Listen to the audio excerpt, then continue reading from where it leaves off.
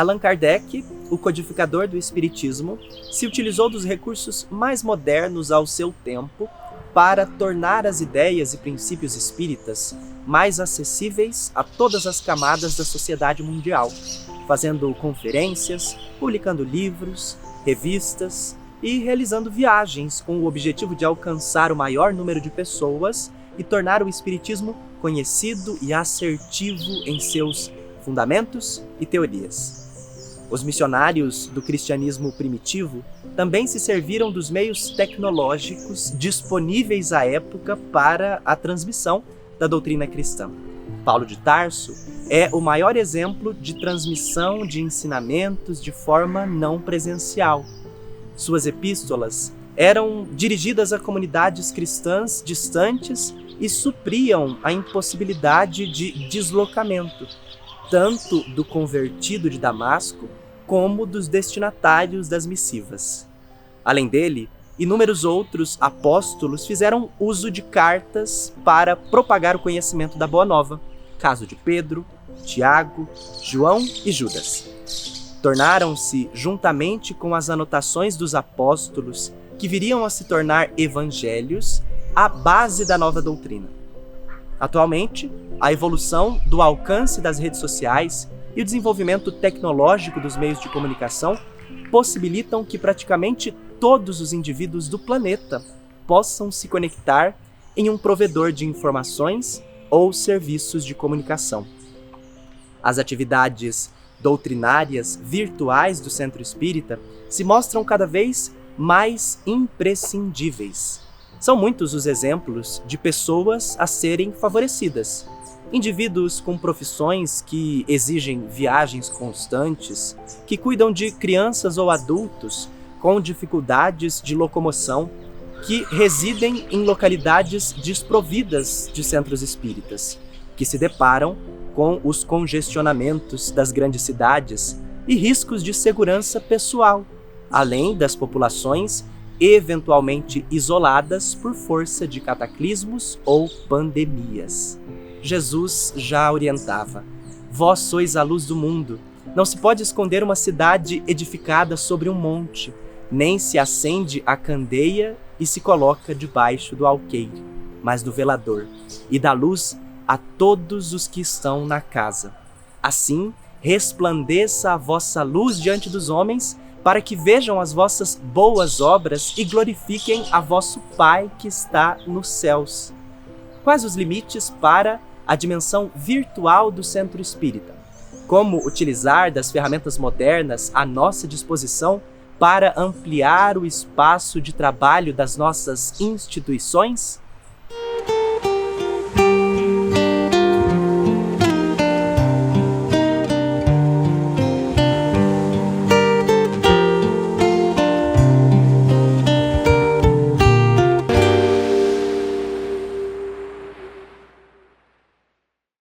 Na segunda parte de orientação ao Centro Espírita, nós encontraremos o capítulo sobre a dimensão virtual do Centro Espírita, para conversar sobre o universo de possibilidades dessa nova realidade. Nós voltamos a conversar com os nossos amigos da área de comunicação social espírita. São eles o André Siqueira, coordenador nacional dessa área no Conselho Federativo Nacional da Federação Espírita Brasileira, e o Ismael Moura, coordenador nacional adjunto dessa mesma área do CFN da FEB.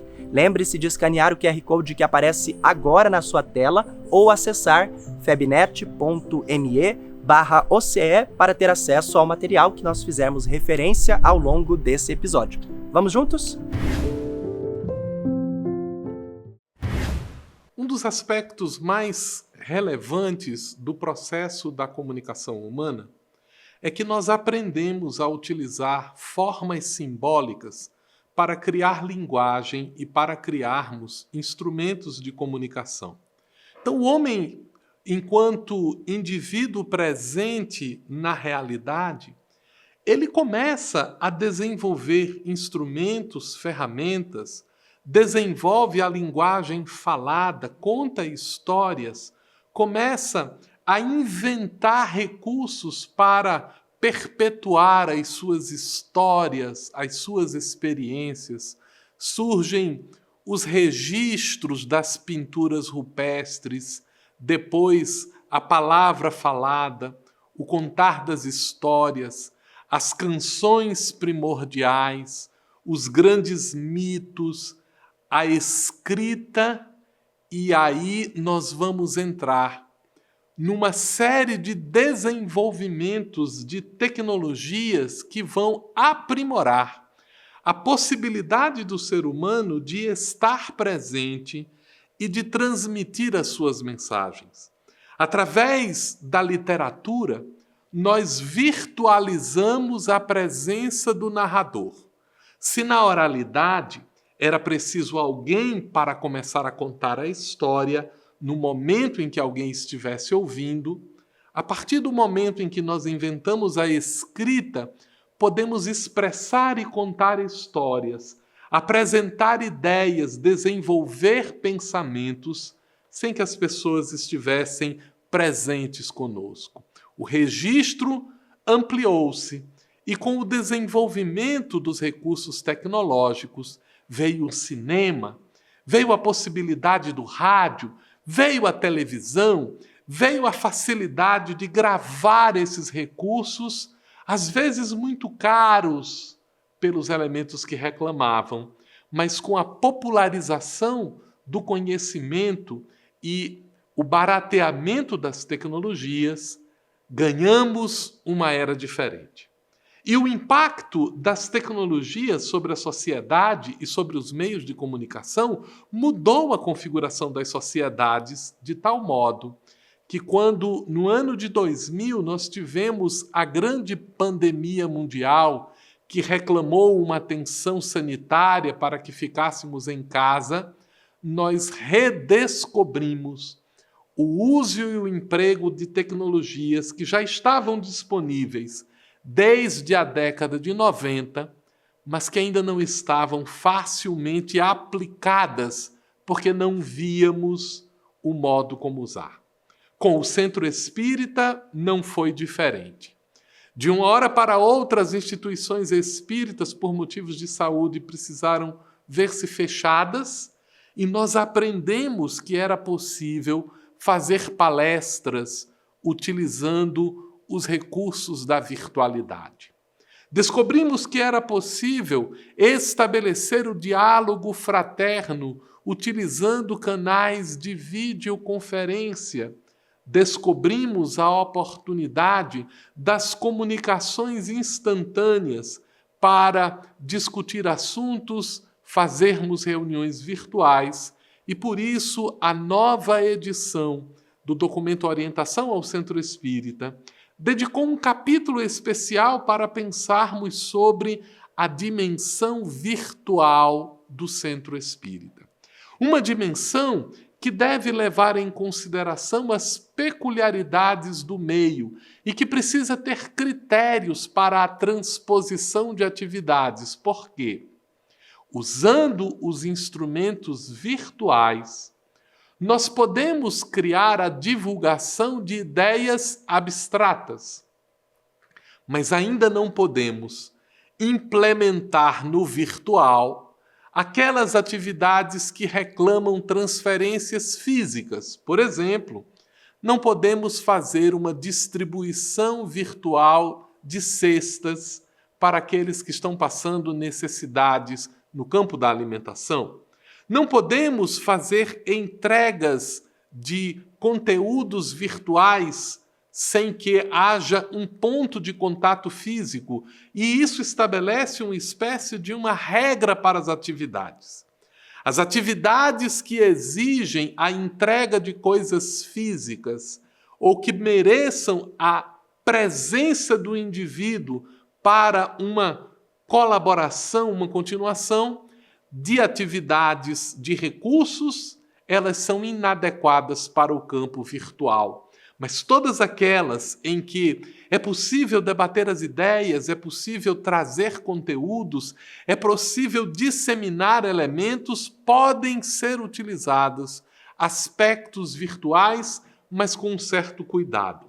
E isto porque está absolutamente definido que a interação, através dos recursos midiáticos das telecomunicações, eles são mais cansativos.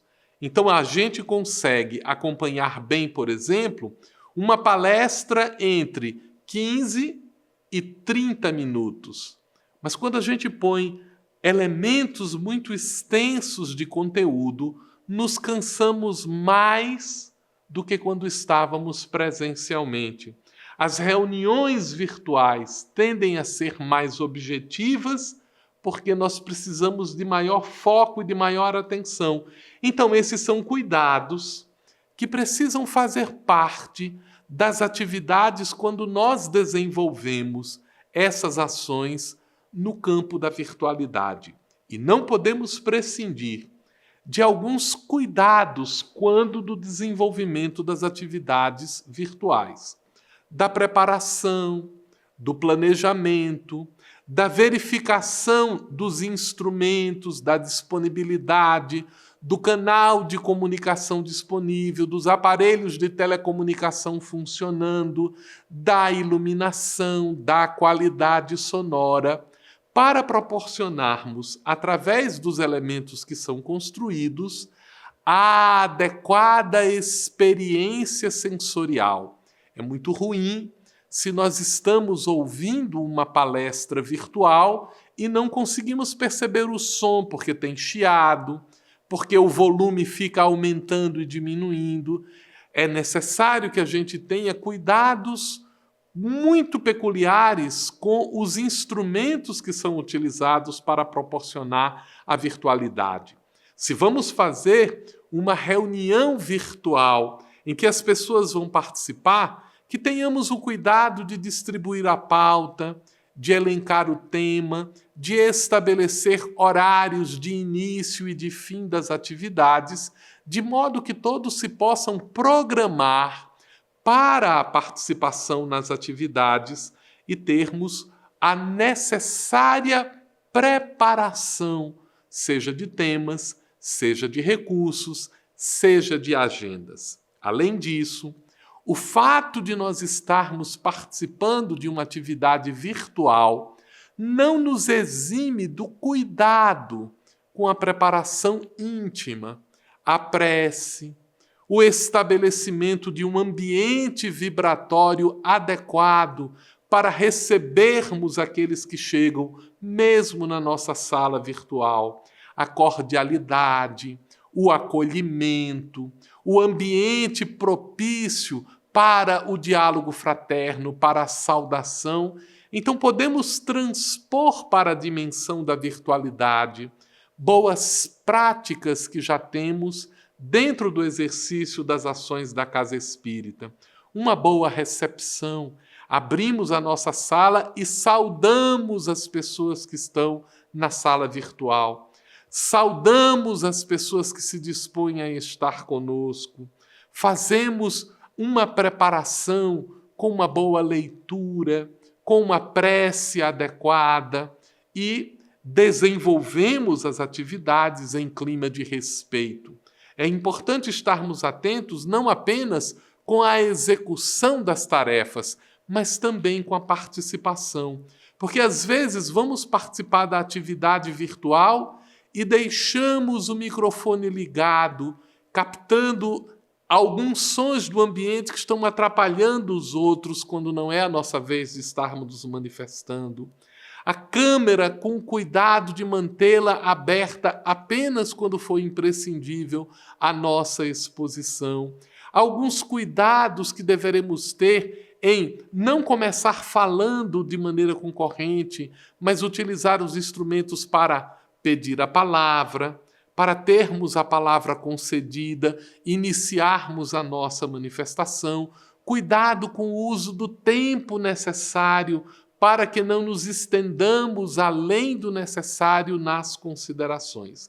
São aspectos que poderemos encontrar no capítulo que trata da dimensão virtual do Centro Espírita, aonde o Conselho Federativo Nacional da Federação Espírita Brasileira, reunindo experiências de todo o Brasil, traz apontamentos e orientações para facilitar o exercício do hábito da comunicação, do desempenho das atividades usando os meios virtuais. Convidamos a todos que nos assistem para conhecer o documento Orientação ao Centro Espírita. Por ali encontrarmos apontamentos, orientações e experiências compartilhadas pelo Brasil inteiro como bons apontamentos para o desempenho das atividades no Centro Espírita. Agradeço ao André pela exposição inicial. Nós seguiremos conversando sobre a dimensão virtual do Centro Espírita, agora com a participação do nosso Ismael, que está conosco acompanhando remotamente. Obrigado, Ismael, pela sua presença, mesmo que virtualmente, e já começo te perguntando, quais as experiências ou as expectativas para o futuro da humanidade com relação à utilização das tecnologias? Olá, Tiaguinho, olá, André. Uma alegria estar com vocês aqui nessa tarefa. Meus irmãos, nós estamos vivendo uma época maravilhosa. Nós estamos presenciando o início de novas fases de organizações sociais, estabelecimento de uma cultura mais elevada, que se preocupa mais com o outro, que busca entender melhor as relações com o outro. Mas existe uma característica muito forte nos nossos tempos, que é a ideia de uma certa, eu vou chamar de desmaterialização, né? Desmaterialização de recursos, desmaterialização de alguns conceitos sociais, institucionais, né? E nós estamos percebendo que essa ideia de desmaterialização também está acontecendo em todos os ramos, né, da sociedade. Então, o futuro da humanidade, ele passa necessariamente por viver essa experiência com ferramentas virtuais, ambientes virtuais, né, de conviver com pessoas de culturas diferentes, porque as distâncias já não representarão uma restrição, né, uma barreira muito grande para a nossa convivência, né? Nós temos aqui, eu até digo que a gente tem um esforço muito grande de compreender essa nova realidade, né? Porque além desses aspectos de desmaterialização que nos causam, às vezes, estranheza, assim, de ver a pessoa presente em vários momentos, né? Às vezes fisicamente e virtualmente, se relacionando com os dois mundos, né? E aí os pesquisadores atuais, eles estão chamando esse momento de a vivência de um metaverso, né? Que é você ter a presença registrada no mundo real e a presença também registrada, ativa, online, né? E concomitante no mundo virtual. Você estar presente nos dois ambientes, né? No ambiente real e no ambiente virtual. E isso é um desafio, né? Grande para a gente compreender como que essas novas relações sociais vão ser estabelecidas, né? Como que a comunicação vai evoluir para esse novo ambiente, com essas novas ferramentas, né? E essa desmaterialização, ela envolve desde os recursos materiais, né? Então, imagina, né? Antigamente, a gente precisava de uma câmera grande para poder filmar alguma coisa, com um gravador para poder capturar o áudio, com uma iluminação extremamente pesada, com geradores para ter energia elétrica suficiente para um equipamento desse todo, máquinas fotográficas separadas em ambientes diferentes, em momentos diferentes, para poder registrar aspectos específicos de uma gravação, como essa que a gente está fazendo aqui agora. E hoje em dia, as dimensões desses aparatos tecnológicos, né, reduziu absurdamente, né? Nós temos smartphones, né, equipamentos tecnológicos que praticamente conseguem realizar todas essas tarefas. e às vezes com um nível de qualidade surpreendente, né? Então, nesse processo de desmaterialização, nós também estamos convivendo com novos elementos históricos, né? Às vezes de nós mesmos, registros que nós deixamos gravados, armazenados na internet, né? Ao longo de anos, né? Às vezes ao longo de décadas já, né? Dependendo do tipo de recurso e do tipo de mídia que está armazenado. Então, o futuro da humanidade é um futuro de convivência mais ampla, mais dinâmica, que vai exigir da gente um esforço maior de compreender essa nova cultura que está nascendo, né? E as ferramentas virtuais, o desenvolvimento, a ampliação do contexto de uso dessas ferramentas virtuais surgem para nos auxiliar, para fazer com que a gente tenha a condição de viajar nesse novo mundo, né? Nesse mundo virtual, nesse continente virtual, nessas terras novas, virtuais, que estão surgindo. Ismael está falando para a gente sobre caminhos possíveis para o futuro. Eu gostaria de tentar voltar ao passado para entender o presente e o próprio futuro, André. Será que a gente pode encontrar alguma experiência de Allan Kardec quanto à utilização de novas ferramentas na divulgação da doutrina espírita?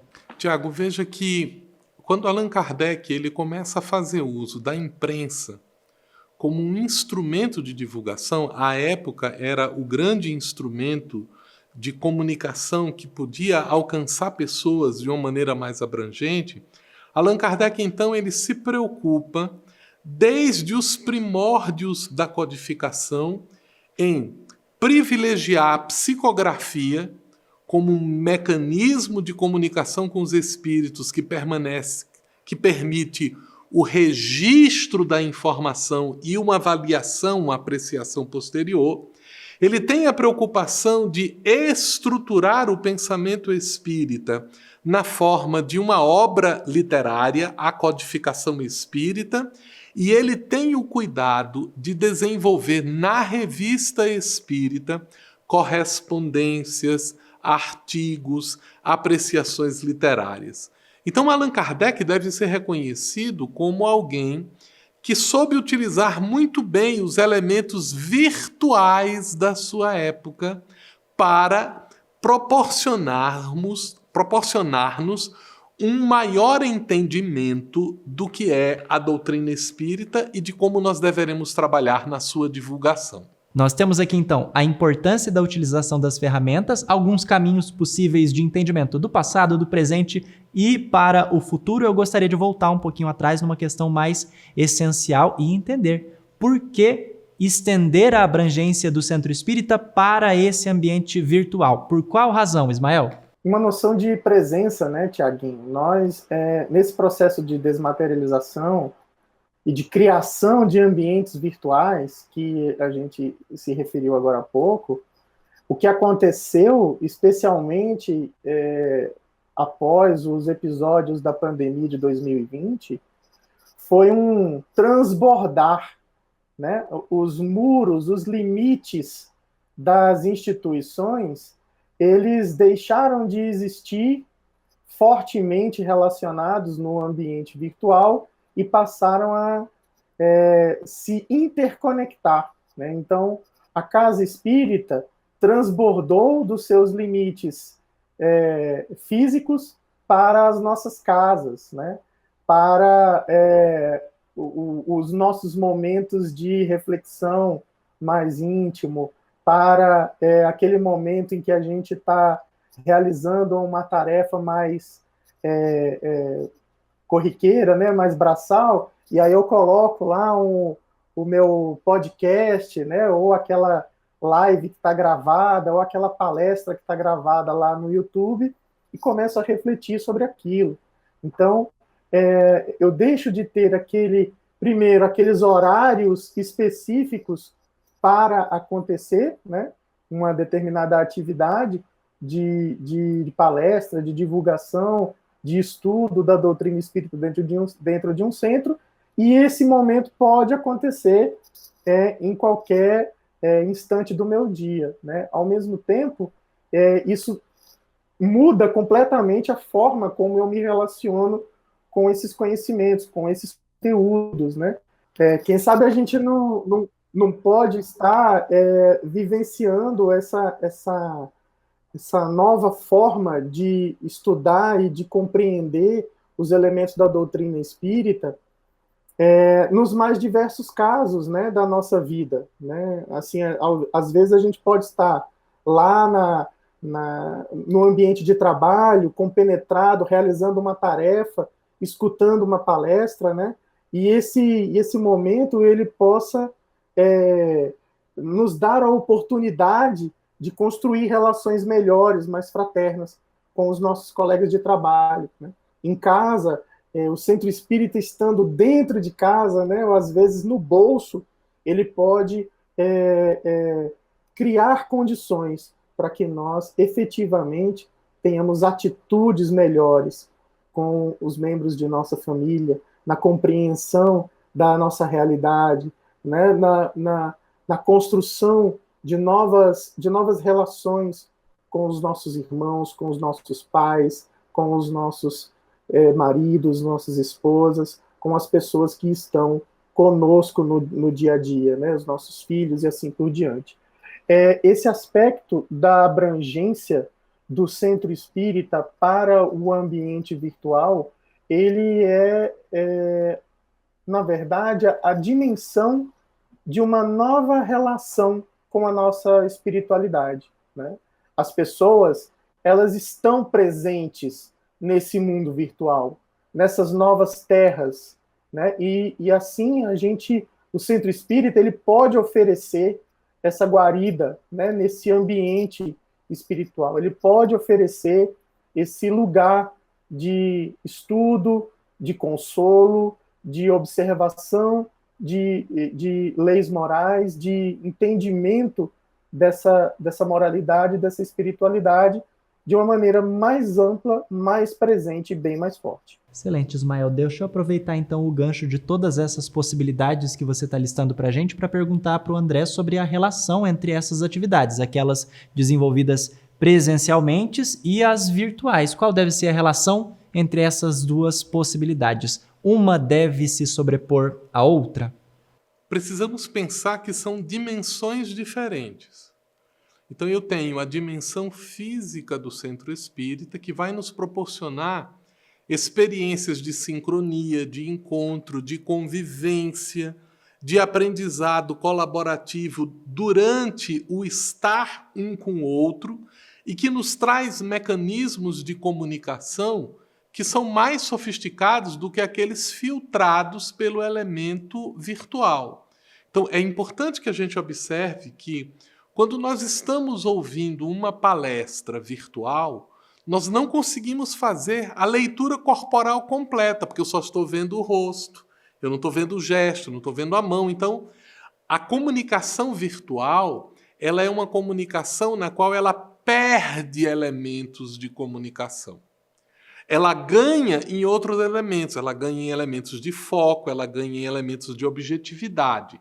E nessa dimensão nós deveremos ter o cuidado de escolher quais atividades podem e devem ser desenvolvidas na dimensão física presencial, quais atividades podem ou devem ser desenvolvidas na dimensão virtual e quais podem oscilar entre uma e outra. Então, a casa espírita precisa ter esse cuidado e nós vamos encontrar no documento Orientação ao Centro Espírita recomendações de atenção a esse respeito. Eu vou pegar carona então nessa sua fala para perguntar para o Ismael mais uma vez quais são então essas atividades que podem ser desenvolvidas virtualmente, Ismael. Meu irmão, quando você tem todo o arcabouço de atividades de uma casa espírita, inicialmente a gente pode pensar nisso que o André falou, né? Ou na realização de uma em um determinado formato, ou a intercambiação das duas atividades, né? No modo presencial e no modo virtual. mas você pode imaginar reuniões de trabalho, né, de uma diretoria de uma casa espírita. Eles podem ser tranquilamente realizados em ambiente virtual, né? Aliás, imagina aquelas reuniões de âmbito regional, de âmbito federativo, de âmbito nacional, né, que às vezes exigem o deslocamento de uma grande quantidade de pessoas para a realização de eventos presenciais, né?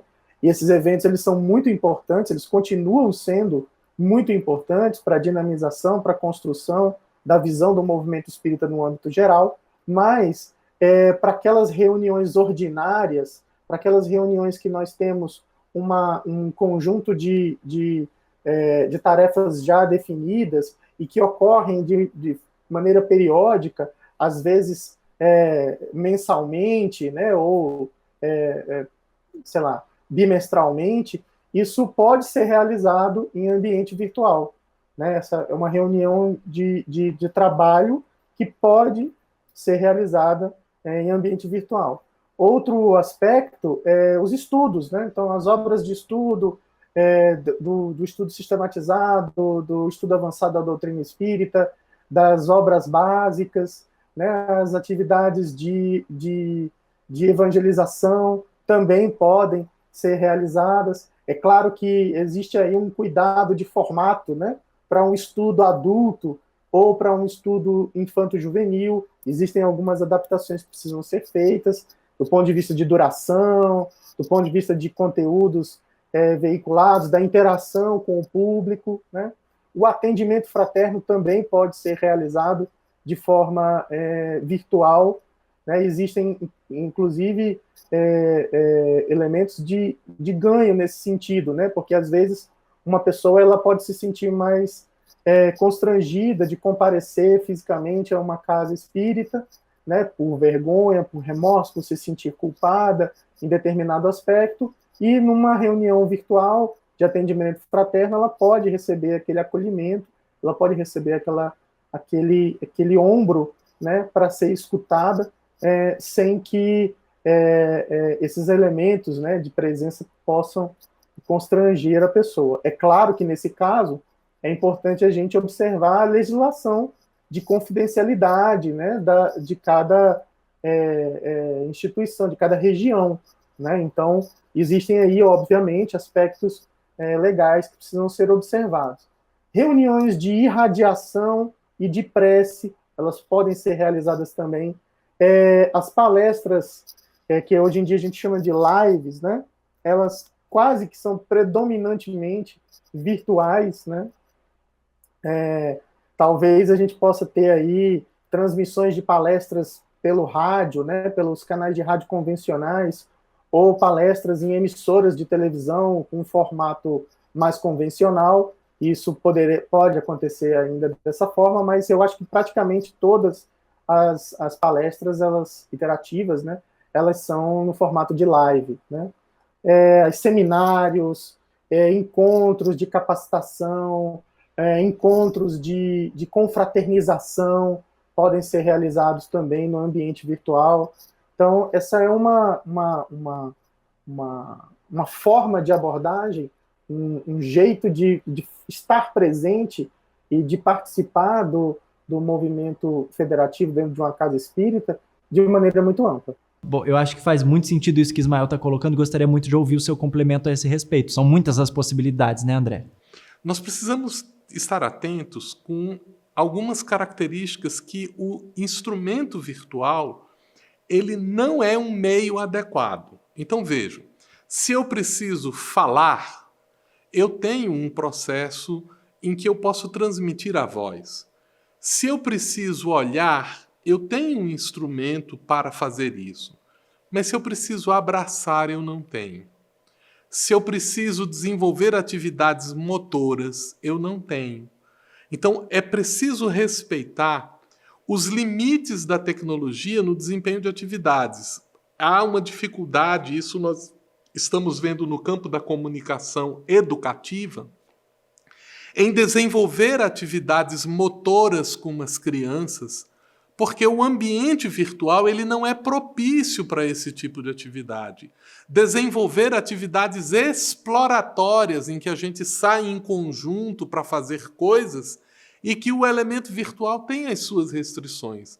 Então, além das possibilidades que ofertam e abrem experiências virtuais, também deveremos considerar restrições, como, por exemplo, a atividade mediúnica, que é uma atividade que envolve uma certa sinestesia, que envolve a necessidade de uma reunião mais presencial e aí os seus aspectos de dificuldade para uma realização virtual. Atividades educativas com crianças, viagens, explorações, desenvolvimento de atividades motoras, essas são atividades que tipicamente são preferencialmente realizadas na modalidade presencial do que na modalidade virtual propriamente dita. É, mais uma vez, um universo muito rico de possibilidades e de possibilidades muito inspiradoras. A gente está caminhando para o encerramento desse episódio e eu gostaria de saber, nesse contexto, qual a importância de se considerar a realidade de cada comunidade, de cada agrupamento espírita para o desenvolvimento e para a adaptação dessas atividades para o ambiente virtual, André.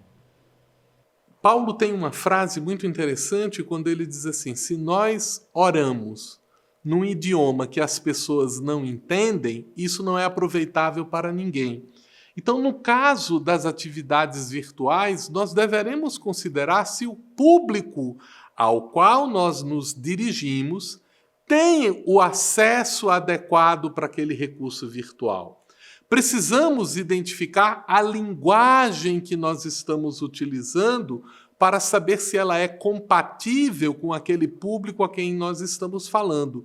Por isso, há que se ter especial cuidado na preparação das atividades virtuais para identificar o canal adequado, o público adequado, o formato adequado, o tempo adequado, a estratégia de divulgação adequada, porque todos esses fatores se adequam a esses ajustes entre o conteúdo, a ferramenta midiática e o público ao qual se destina. Excelente. Agora, para fechar com chave de ouro, Ismael, a instituição espírita que necessite de algum auxílio para a implementação dessas atividades virtuais, a quem recorrer? Qual o canal de apoio? Dá para contar com as entidades federativas estaduais? Com certeza, meu irmão. Nós, na área de comunicação social espírita, temos buscado o desenvolvimento de uma rede de cooperação.